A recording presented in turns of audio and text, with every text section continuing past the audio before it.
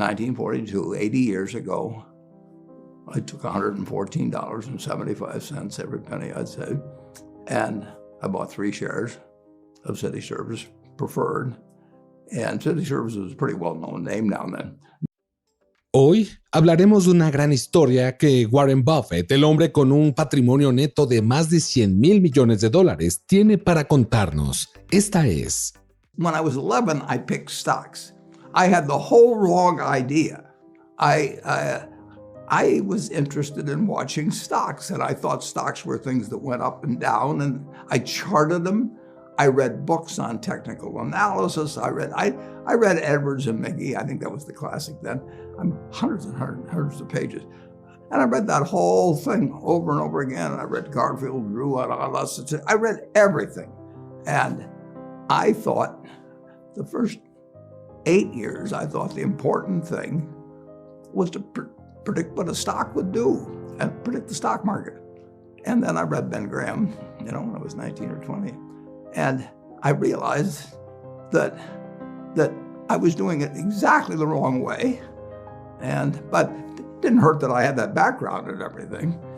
And I rejiggered my mind when I read the book, The Intelligent Investor. And from that point, I never bought another stock. I bought businesses that happened to be publicly traded. But I became an owner of a business. And I did not care whether a stock went up or down the next day or the next week or the next month or the next year. And I didn't have any idea what it would do. I didn't know what the stock market would do, but I knew businesses. Antes de seguir con el video, nos gustaría comentaros algo, y es que tenemos en disposición el mejor curso de acciones y bienes raíces del mercado, tomando en cuenta a Warren Buffett, el mejor inversor del mundo. Y ese es ni más ni menos que el Pack del Inversionista, una formación de más de 120 horas con cientos de ejercicios y conceptos que te harán gestionar y manejar absolutamente todos los aspectos relacionados con la inversión para así poder ser un empresario de éxito. Si queréis conseguir esta exclusiva formación, os he dejado abajo en mi descripción el link para acceder a ella y también os la he dejado en el comentario fijado de este video. Continuamos. Para tener éxito a largo plazo deben amar lo que hacen. Buffett cree que encontrar su pasión y seguirla es la clave del éxito. Al hacer lo que les gusta, tendrán la motivación para seguir adelante, incluso cuando las cosas se pongan difíciles. I'm a bright guy who's terribly interested in what he does. So I've spent a lifetime doing it, and I've surrounded myself with people that bring out the best in me. And you don't need to be a genius in what I do. That's the good thing about it. If I went into physics or a whole lot of other subjects, I'd be an also-ran. But I am in a game that you probably need 120 points of IQ. No es necesario que tengan 170 de coeficiente intelectual. Que una persona tenga 170 no la hace mejor que una de 120. Puede que incluso le vaya peor, porque para las inversiones en realidad no se necesita cerebro, se necesita orientación. El 90% de la gente, por decir una cifra, no es exacto. Puede ser más o puede ser menos, pero el 90% de la gente que compra acciones no piensan en el mercado de una forma correcta. Están pensando en algo que esperan ver subir la semana que viene, pero si baja se sienten peor. Y no deberían sentirse tan mal porque cuando baja pueden comprar más, a un precio más económico. El éxito de Warren Buffett habla por sí solo, producto de invertir en empresas fuertes y estables a largo plazo, es decir, con paciencia. Él se convirtió en una de las personas más ricas del mundo. Be happy in one home, and there's a certain amount of things that go wrong with everything. And if I got 2 homes, I know I've got more problems and I don't have more happiness. I would have to honestly say that what makes me happiest is what I'm doing. I'd be happy if I was a farmer. I'd want farmland to go down so I could buy more acreage.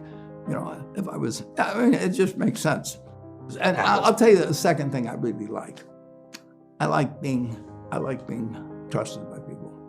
And, I would rather do what I do with partners than do it sitting in a room myself, even though I might make more money that way. El mundo ha cambiado mucho desde 2002, hace años. Supongamos que no hubiera bolsa de valores y tuviéramos que comprar acciones de forma privada.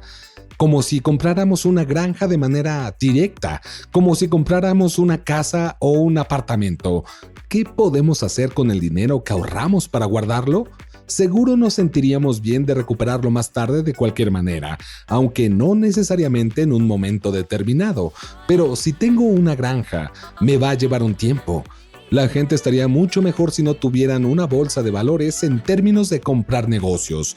No los llamen acciones cuando están comprando negocios. Hay momentos en los que tenemos la oportunidad de actuar y hacer algo realmente inteligente. Pueden suceder una vez cada 10 años o una cada 20 años. Depende del campo en el que cada uno esté, donde viva, lo que sepa, en fin. Todas esas cosas. Hoy es muy fácil mirar las estadísticas de la economía de los Estados Unidos. Un mayor porcentaje de la población estadounidense es rica ahora o tiene más ingresos ahora que nunca. Si miramos el Bank of America, todo el mundo tiene depósitos promedio, pero eso no significa que todo el mundo sea rico. Pero tampoco significa que si lo comparamos con cualquier otro periodo de tiempo, la gente tenga más dinero ahora. En este momento tienen la posibilidad de obtener hipotecas a tasas más bajas que nunca y claro, el 1% superior vive mejor de lo que vivía John Rockefeller. I was 6 years old. John D. Rockefeller was the richest man in the world. And today, you can get better medicine, better education, better entertainment, better transportation. You can do everything better than he could. You can it's astounding. That's in my lifetime.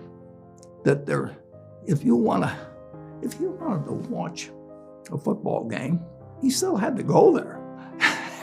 and I can sit there with this big screen, and they keep showing me the replay, and explaining to me what happened and everything. And maybe everybody doesn't have a screen as big as mine, but damn near everybody has a screen or an iPhone or a computer or access to one. 0.5% of the people in the world are sitting in this land. They don't work harder than people in all the rest of the world. I mean, in terms of hours of unpleasant labor, everybody's got hours of unpleasant labor in those days practically. They don't come laden with gold and, they are 0.5%. And they work the same hours, they got the same IQs. They may be a little self-selected in terms of enterprise, in terms of going across oceans and things.